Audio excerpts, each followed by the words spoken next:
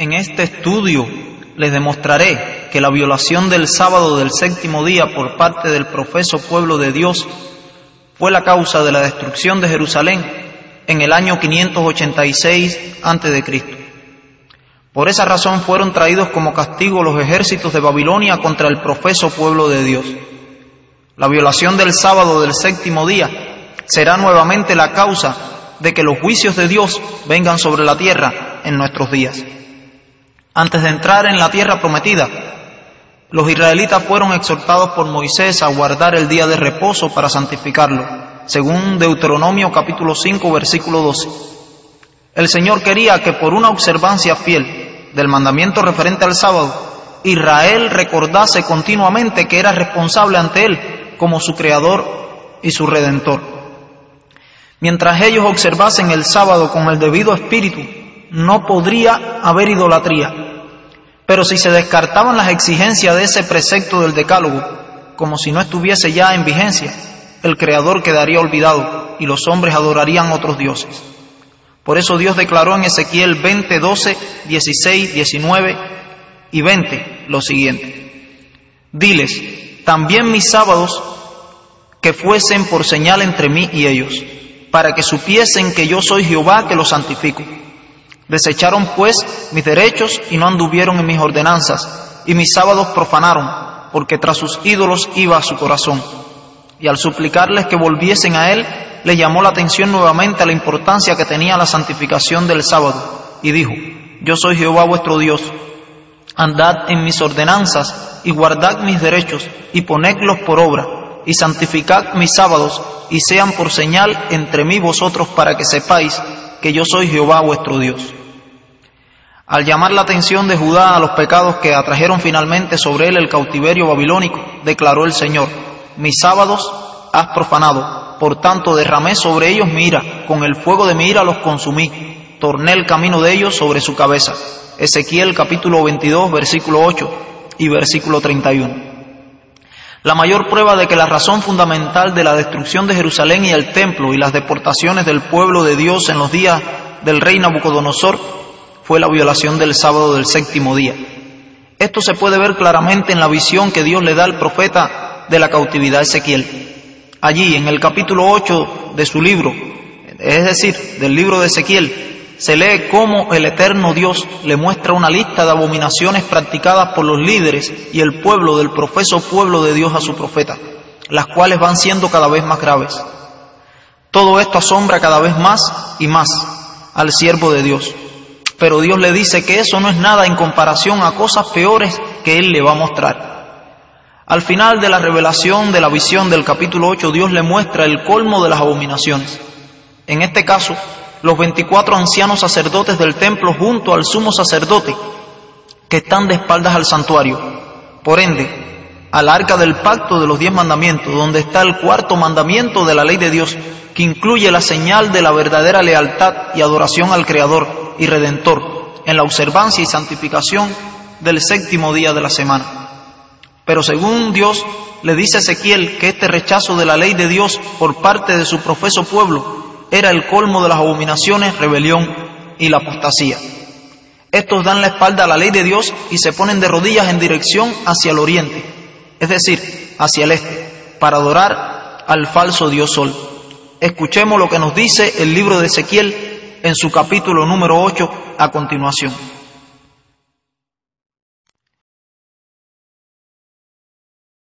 De la puerta de la casa de Jehová, que está al norte, y he aquí mujeres que estaban allí sentadas endechando a Tamuz. Luego me dijo: ¿no ves, hijo de hombre? Vuélvete aún, verás abominaciones mayores que estas. Y me llevó al atrio de adentro de la casa de Jehová, y he aquí junto a la entrada del templo de Jehová, entre la entrada y el altar, como 25 varones, sus espaldas vueltas al templo de Jehová, y sus rostros hacia el oriente, y adoraban al sol, postrándose hacia el oriente. Y me dijo: ¿no has visto, hijo de hombre? ¿Es cosa liviana para la casa de Judá hacer las abominaciones que hacen aquí? Después que han llenado de maldad la tierra, se volvieron a mí para irritarme. He aquí que aplican el ramo a sus narices. Pues también yo procederé con furor. No perdonará mi ojo, ni tendré misericordia. y gritarán a mis oídos con gran voz, y no los oiré. Debemos hoy día volver nuestros rostros hacia el santuario y no nuestras espaldas. Hacia allí está el arco iris del pacto de Dios. No debemos dar las espaldas al santuario, debemos dar las espaldas al sol y mirar hacia el lugar santísimo donde está la ley de Dios, que incluye el sábado del séptimo día del cuarto mandamiento. Como sabemos, el trono de Dios está representado por el arca del pacto en el santuario. Allí se encuentra la eterna ley de Dios de los 10 mandamientos. Las tablas del pacto y la tapa del propiciatorio son un símbolo perfecto del carácter justo y misericordioso de Dios. El arca de los 10 mandamientos es un trasunto perfecto del carácter del eterno Dios. Dios es bueno, su ley es buena. Dios es santo, su ley es santa. Dios es amor, su ley es amor. Dios es eterno, su ley es eterna. Es decir, que todo lo que Dios es, su ley es, porque es un trasunto perfecto de su carácter.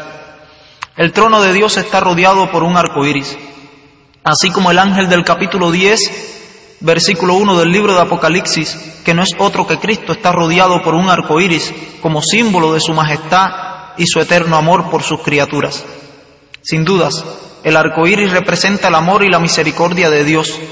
Es una señal pacífica que significa que Dios no volverá a destruir la tierra como un diluvio, como lo dijo en Génesis capítulo 9, versículo 11. Para que haya un arco iris, se requiere de 2 ingredientes fundamentales. El sol tiene que brillar y tiene que estar lloviendo al mismo tiempo. Pero hay un detalle adicional que es absolutamente necesario para poder ver un arco iris. Se trata de la posición física del espectador. Para poder ver un arco iris hay que dar la espalda al sol. Puede ser que haya un arco iris y no lo veamos, porque no tenemos la posición correcta. Quien mira un arco iris no podrá ver el sol a la misma vez, pues al sacarse una foto del arco iris, el fotógrafo siempre tendrá el sol a sus espaldas. Este simple detalle abre una nueva dimensión espiritual al entendimiento de la señal del arco iris de Dios. Con seguridad Noé y su familia estaban muy sorprendidos al ver por primera vez el sol y tuvieron que alejar su vista rápidamente del mismo porque les lastimaba la vista. Ellos se dieron cuenta que algo cambió para siempre.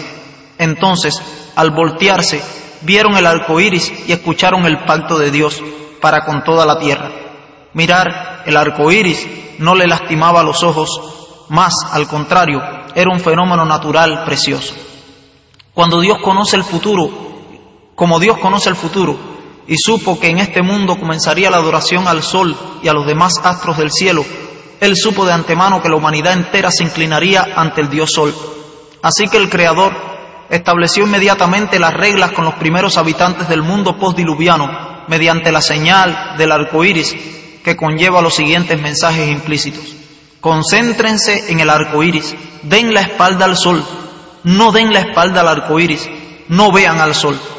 Nuestro Creador advirtió: guardad pues mucho vuestras almas, para que no os corrompáis y hagáis para vosotros escultura, imagen de figura alguna, no sea que alces tus ojos al cielo y viendo el sol y la luna y las estrellas y todo el ejército del cielo seas impulsado y te inclines a ellos y les sirvas. Deuteronomio capítulo 4, versículo 15 al 19. Ahora veremos cómo Dios, a través del profeta Isaías, en el capítulo 24 de su libro, nos advierte que la razón principal de la destrucción final de este mundo se debe a la violación de las leyes divinas.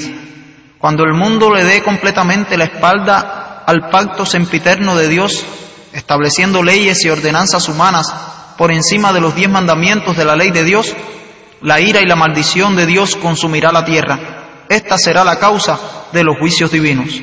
Escuchemos. Capítulo 24. He aquí que Jehová vacía la tierra y la desnuda, y trastorna su faz, y hace esparcir a sus moradores. Y sucederá así como al pueblo, también al sacerdote, como al siervo, así a su amo, como a la criada, a su ama, como al que compra, al que vende, como al que presta, al que toma prestado, como al que da al logro, así al que lo recibe. La tierra será enteramente vaciada y completamente saqueada, porque Jehová ha pronunciado esta palabra. Se destruyó, cayó la tierra. Enfermó, cayó el mundo. Enfermaron los altos pueblos de la tierra. Y la tierra se contaminó bajo sus moradores, porque traspasaron las leyes, falsearon el derecho, quebrantaron el pacto sempiterno. Por esta causa la maldición consumió la tierra, y sus moradores fueron asolados. Por esta causa fueron consumidos los habitantes de la tierra, y disminuyeron los hombres. Los hombres han adorado durante tanto tiempo las opiniones y las instituciones humanas, que casi todo el mundo sigue en pos de los ídolos. Y el que procuró cambiar la ley de Dios usa todo artificio engañoso para inducir a hombres y mujeres a alistarse contra Dios y contra la señal por la cual se conoce a los justos. Pero el Señor no tolerará siempre que su ley sea violada y despreciada con impunidad. En la obra final que Dios realiza en la tierra, el estandarte de su ley volverá a enarbolarse.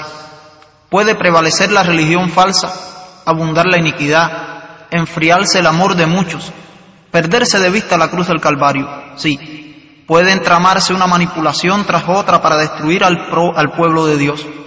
Pero en la hora de mayor peligro, el Dios de Elías va a levantar instrumentos humanos para proclamar un mensaje que no será más acallado. En las ciudades pobladas de la tierra se oirá la voz de una reprensión severa. Con osadía los hombres designados por Dios denunciarán en un fuerte pregón la unión de la Iglesia con el mundo, en ese maridaje político de Iglesia-Estado que es blasfemia contra Dios. Con fervor invitarán a hombres y mujeres a apartarse de la observancia de una institución humana para guardar el verdadero día de reposo, que es el sábado del séptimo día, en contra de las leyes dominicales. Proclamarán a toda nación: temed a Dios y dadle gloria, porque la hora de su juicio ha llegado, y adorad a aquel que hizo el cielo, la tierra, el mar y la fuente de las aguas. Si alguno adora a la bestia y a su imagen, y toma la señal en su frente o en su mano, éste también beberá del vino de la ira de Dios, el cual está echado puro en el cáliz de su ira. Apocalipsis capítulo 14, versículos 7 al 10. Dios no violará su pacto, ni alterará lo que proclamaron sus labios. Su palabra perdurará para siempre en los cielos, tan inalterable como su trono. En el juicio, este pacto se destacará escrito claramente por el dedo de Dios, y el mundo será emplazado ante el tribunal de la justicia infinita para recibir su sentencia. Hoy, como en el tiempo del profeta Elías, la línea de separación entre el pueblo que guarda los mandamientos de Dios y los adoradores de los falsos dioses está claramente trazada. Elías clamó: ¿hasta cuándo claudicaréis vosotros entre dos pensamientos? Si Jehová es Dios, seguidle, y si Baal, id en pos de él. Primero de Reyes, capítulo 18, versículo 21. Y el mensaje destinado a nuestra época es: caída, caída es Babilonia, la gran Babilonia. Salid de ella, pueblo mío, porque no seáis participantes de sus pecados y no recibáis de sus plagas, porque sus pecados han llegado hasta el cielo y Dios se ha acordado de sus maldades. Apocalipsis 18, versículos 2, 4 y 5. Es tiempo de dejar que nuestras espaldas sigan de espaldas al santuario y volvernos de frente al santuario, dejar la falsa adoración, dejar de violar el sábado, porque podemos recibir los mismos juicios de Dios que recibió el pueblo como antaño. Que Dios nos bendiga y quiera Dios que no sigamos más de espalda al santuario de Dios.